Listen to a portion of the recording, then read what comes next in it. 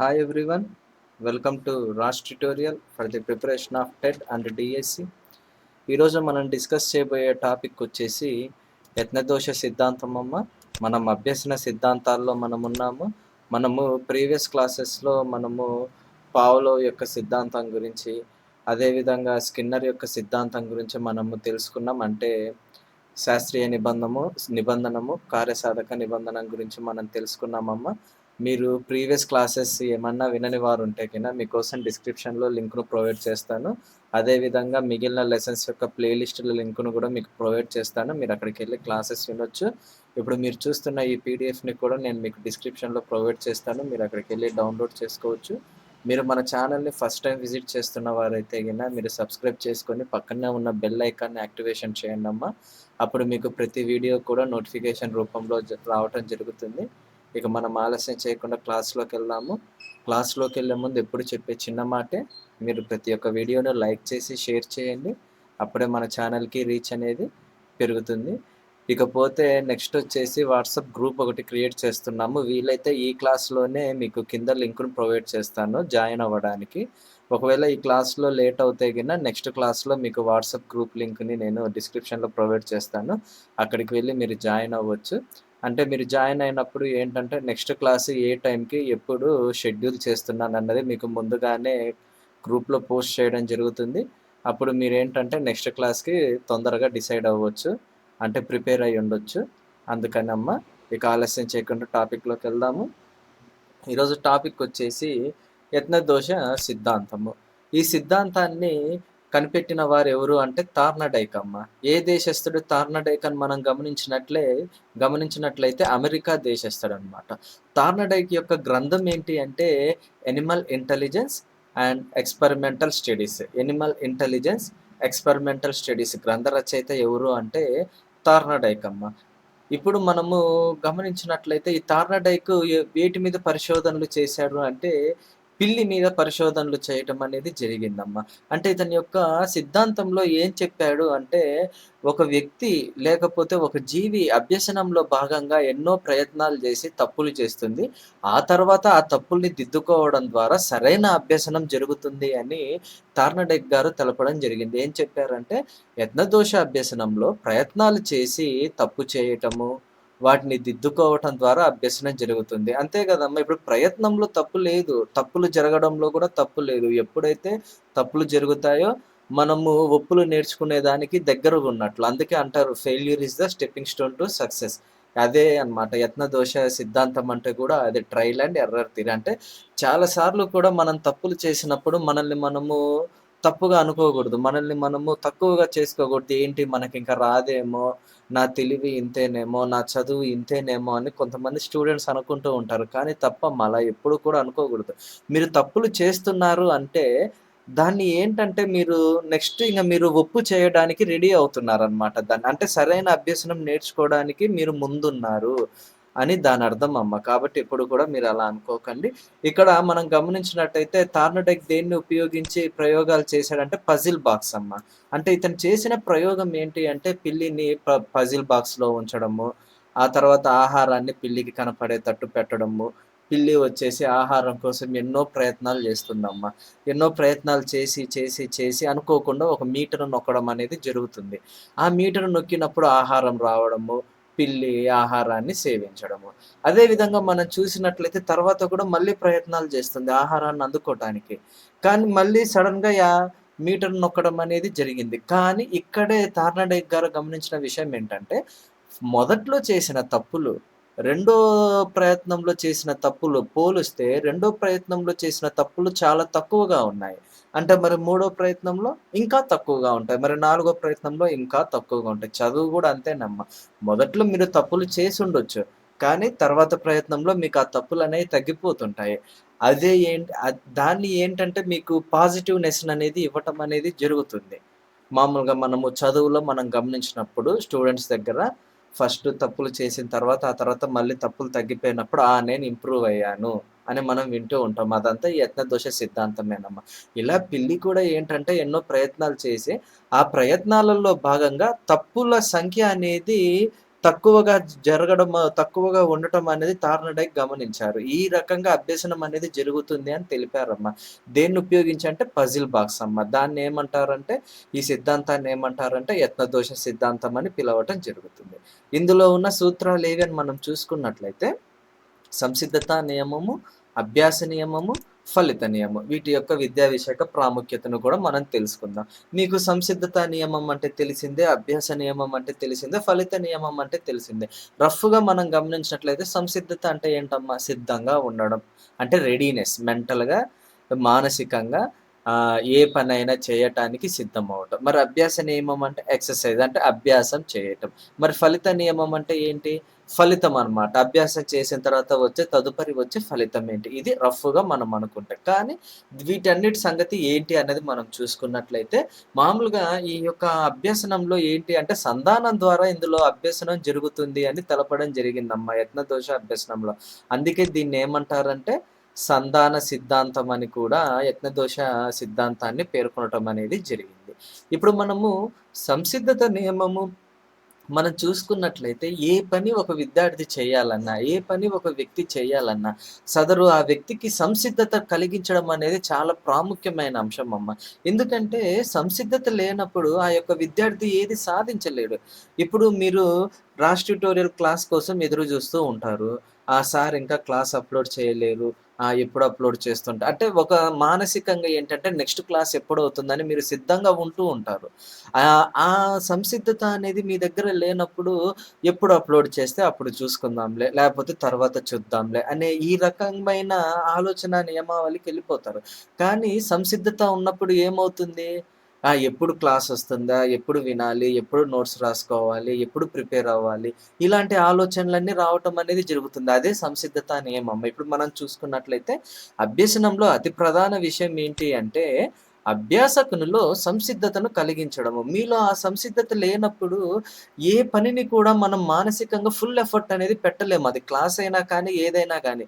మీరు మన క్లాస్‌ని వచ్చినప్పుడు నోటిఫికేషన్ వచ్చినప్పుడే చూస్తున్నారు, లేదా బ్రౌజింగ్ చేసి మరీ చూస్తున్నారు, ఛానల్‌లోకి వెళ్లి మరీ చూస్తున్నారంటే మీలో ఆ సంసిద్ధత ఉన్నట్టు. ఆ యొక్క మానసికంగా మీరు సిద్ధంగా ఉన్నట్టనమాట క్లాస్‌కి.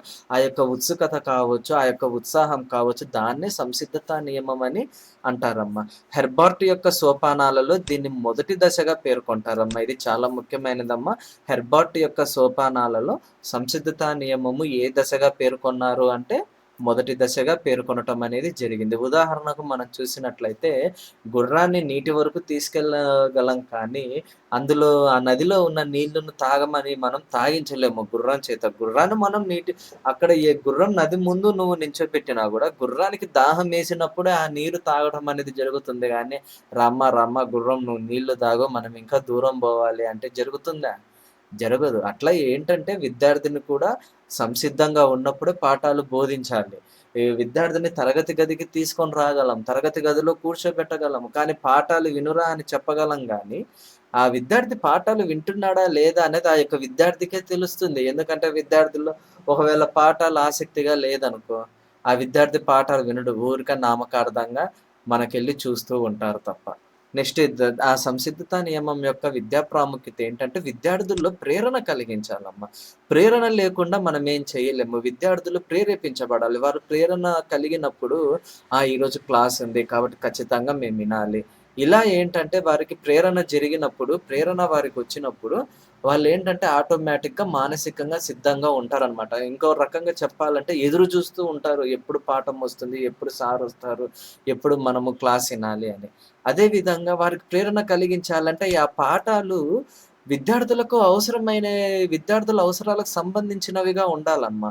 ఇప్పుడు మనము ఉదాహరణకు మనం చూసుకుందాము. ట్యుటోరియల్ యొక్క సైకాలజీ క్లాసెస్ కోసం మీరు ఎదురు చూస్తున్నారు. మీలో ఒక ప్రేరణ ఉంది. ఆ సార్ ఎప్పుడు అప్‌లోడ్ చేస్తారో తొందరగా చూడాలి. ఆ ప్రేరణ మీకెప్పుడు కలుగుతుంది? ఆ క్లాస్ మీకు ఎంతగానో ఉపయోగపడుతుంటేనే మీలో ఆ ప్రేరణ అనేది కలుగుతుంది. ఇప్పుడు నేను క్లాస్ మీకు సరిగ్గా చెప్పలేదు. సరిగ్గా చెప్పలేకపోయాను. అప్పుడు మీరేంటి అబ్బా! సార్ సరిగ్గా క్లాస్ చెప్పట్లేదని ఆటోమేటిక్‌గా ఏంటంటే నిరుత్సాహం అనేదొస్తుంది. అప్పుడు మీకు ప్రేరణ అనేది కలగదనమాట. ఎప్పుడైతే సార్ మంచిగా చెప్తున్నారు అని అనిపిస్తుందో, ఇది మాకు ఉపయోగపడుతుందని మీకెప్పుడైతే అనిపిస్తుందో, అప్పుడు మీరు సంసిద్ధంగా ఉండటం అనేది జరుగుతుంది. మరి దాన్ని కూడా ఎలా చేయాలి? ఆ పాఠాలు ఎలా బోధించాలి అంటే, తెలిసిన విషయం నుంచి తెలియని విషయాల దగ్గరికెళ్ళాలమ్మా. ఇప్పుడు అందుకే మనము మన క్లాస్‌లో గూడా మనం చూసుకున్నా గానీ, అదే విధంగా మన సైకాలజీ టెక్స్ట్ బుక్ మనం చూసుకున్నా గానీ, ఫస్టు మనోవిజ్ఞాన శాస్త్రం అని, అతని పెరుగుదల, వికాసం, పరిపక్వత అంటే ముందు చిన్న చిన్న టాపిక్స్ నుంచి, ఈజీ టాపిక్స్ నుంచి కష్టమైన టాపిక్స్‌కి వెళ్ళడం అనేది జరుగుతుంది. అంటే తెలిసిన విషయం నుంచి తెలియని విషయానికెళ్ళినప్పుడు ఏంటంటే, విద్యార్థుల్లో మాకిది తెలుసు, మాకు ఇది తెలుసు, మాకిది తెలుసు. అబ్బా! సార్ ఇది చెప్పాడు మాకిది తెలీదు మేము తెలుసుకోవాలి. అంటే తెలుసు, తెలుసు, తెలుసు సడెన్‌గా తెలియని విషయం వస్తుంది. ఇది నాకు తెలీదు నేను తెలుసుకోవాలి అని అక్కడ విద్యార్థి ఆలోచన చేస్తాడన్నమాట. అంటే అక్కడ విద్యార్థి మానసికంగా తెలుసుకోవాలి అనే ఆలోచన అక్కడ విద్యార్థిలో రావటం జరుగుతుంది. అదే ఈ యొక్క సంసిద్ధత నియమం యొక్క ప్రాముఖ్యత. ఈ యొక్క సంసిద్ధత నియమాన్ని పెంపొందించాలకు కూడా ఈ బహుమానాలనేవి దోహదం పడతాయి అని అంటే ఇప్పుడు మనం గమనించినట్టు క్లాస్‌లో అరే! మీరు ఎవరన్నా ఫస్ట్ ర్యాంక్ వచ్చిన వాళ్ళకి నేను 5 స్టార్ చాక్లెట్ ఇస్తానంటే, ఆ యొక్క బహుమానం కోసం ఏంటంటే, విద్యార్థి ఫస్ట్ ర్యాంక్ కోసం తపన పడుతుంటారు. అదనమాట. సెకండ్ మనం చూసినప్పుడు అభ్యాస నియమమమ్మ.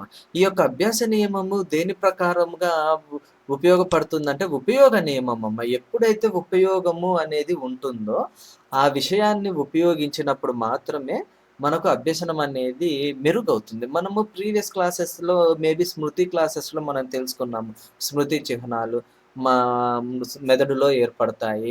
ఇప్పుడు స్మృతి చిహ్నాలను సరిగ్గా మనము గుర్తుంచుకోకపోతే, ఉపయోగించుకోకపోతే నిరుపయోగమవుతాయి. కాలం గడిచే కొద్దీ విచ్ఛిన్నమవుతాయి అని మనం తెలుసుకున్నాం ప్రీవియస్ క్లాసెస్‌లో. సేమ్ అదేనమ్మా అభ్యాస నియమం. మీరు నేర్చుకున్న ఆ యొక్క అభ్యాసం అనేది ఉపయోగిస్తున్నప్పుడు మాత్రమే అది మీకు పటిష్టమవుతుంది. అలాంటిది మీరు ఉపయోగించకుండా పక్కనకు వదిలేసారనుకో, అది నిరుపయోగం అవుతుంది. దాన్నేమంటారంటే నిరుపయోగ నియమం అంటారు. ఇప్పుడు ఇంకా మీకు కరెక్ట్‌గా చెప్పాలంటే డైలీ క్రమం తప్పకుండా మీరు మన క్లాసెస్ ఇంటున్నారు. బావుంది. ఈరోజు ఇన్నారు. నెక్స్ట్ క్లాసెస్ ఇన్నారు. చక్కగా నోట్స్ మెయింటైన్ చేసుకున్నారు. పీడీఎఫ్ డౌన్‌లోడ్ చేసుకున్నారు. అంతా బావుంది. రేపు ఎగ్జామ్ దగ్గర పడింది. TET exam దగ్గరకొచ్చింది.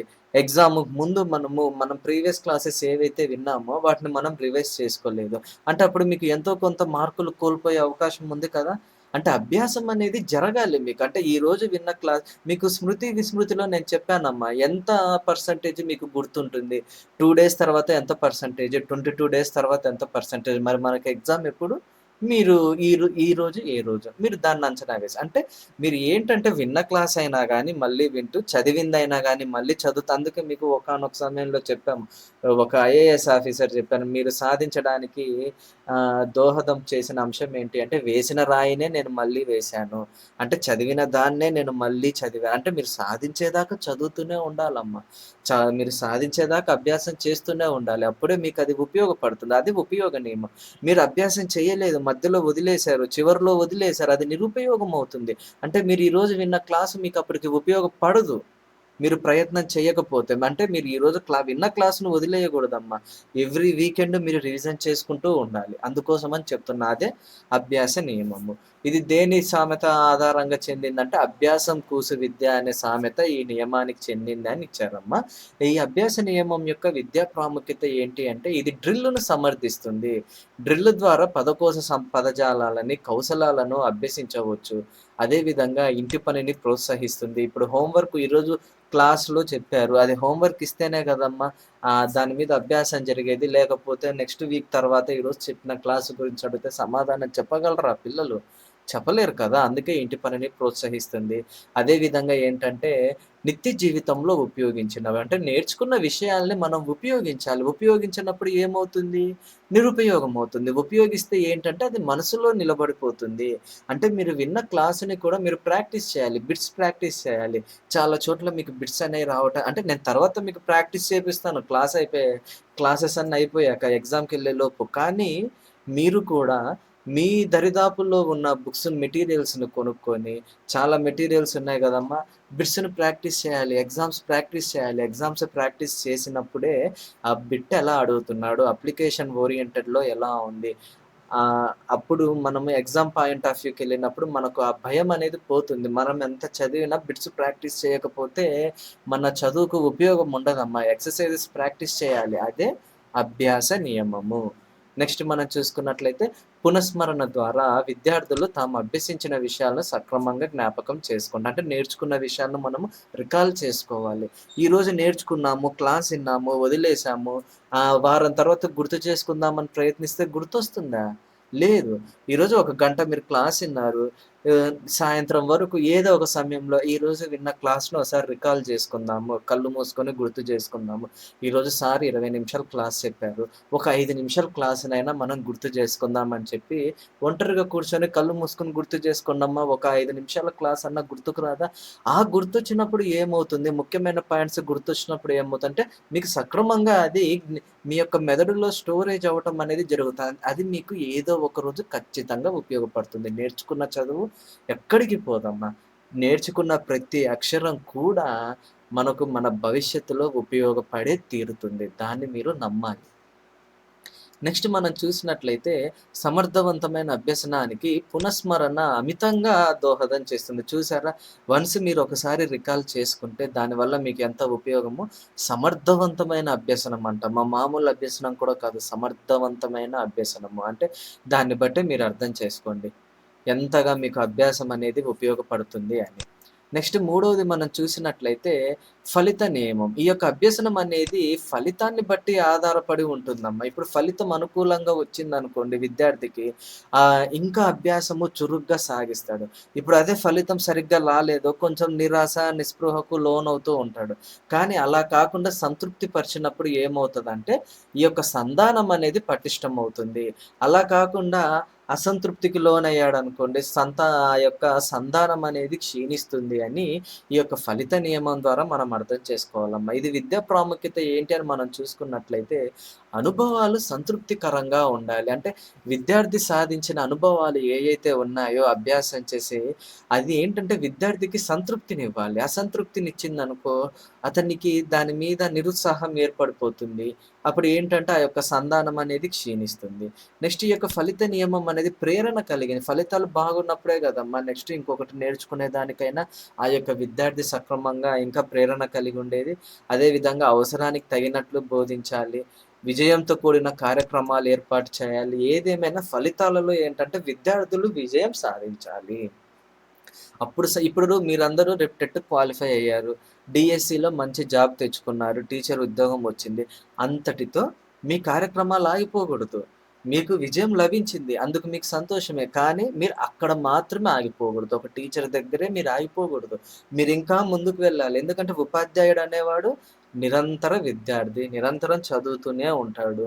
అంటే అతను ఎన్నో కార్యక్రమాలను ఎందుకంటే సంఘంలో ఉపాధ్యాయుని మీద ఉన్న బాధ్యత అంతా ఇంత కాదమ్మా. ఈ యొక్క సమాజంలో ఉపాధ్యాయుడు ఒక గౌరవపద హోదాలో ఉన్నాడు. ఒక రాష్ట్రపతిని తయారు చేయాలన్నా, ఒక ప్రైమ్ మినిస్టర్‌ని తయారు చేయాలన్నా ఉపాధ్యాయుడు మాత్రమే కీలకము. అదే ఒక డాక్టర్‌ని చేయాలన్నా, ఒక ఇంజినీర్‌ని చేయాలన్నా ఉపాధ్యాయుడు లేకపోతే ఈ ఈ యొక్క సమాజంలో మనుగడనే లేదు. అంటే మీరు ఒక దాని దగ్గరే మీరు ఆగిపోకూడదు. ఉద్యోగం వచ్చిందని మీరు ఆగిపోకూడదు. అక్కడ మీరు విజయం సాధించారు. కానీ ఇంకా మీరు ఎన్నో సాధించాలని కోరుకుంటున్నానమ్మా. అదే విధంగా సక్రమమైన అభ్యసనం చేసినప్పుడు బహుమతులు, ప్రశంసలను ఏర్పాటు చేయాలి. బహుమతులు ప్రశంసించినప్పుడు ఏంటంటే అప్పుడు ఈరోజు సార్ నేను ఇది సాధించినందుకు నన్ను ప్రశంసించాడు. నేను ఇంకా ఎక్కువ సాధించాలి అని ఇంకా ఏంటంటే ఆ యొక్క విద్యార్థి ప్రేరణ కలిగి సంసిద్ధతను సంసిద్ధపడి ఇంకా ఎక్కువగా సాధించడానికి తోడ్పడతాడనమాట. అదేవిధంగా నియోజనాలు సాధించేవిగా ఉండాలి. అంటే అసైన్‌మెంట్స్‌ను కూడా వారు సాధించే వారిగా ఉండాలి. ఇది ఈరోజు క్లాస్ అమ్మ. మీరు మాత్రం ఈ వీడియోని లైక్ చేసి షేర్ చేయండి. అప్పుడే మన ఛానల్‌కి రీచ్ అనేది పెరుగుతుంది. I am signing out. By by.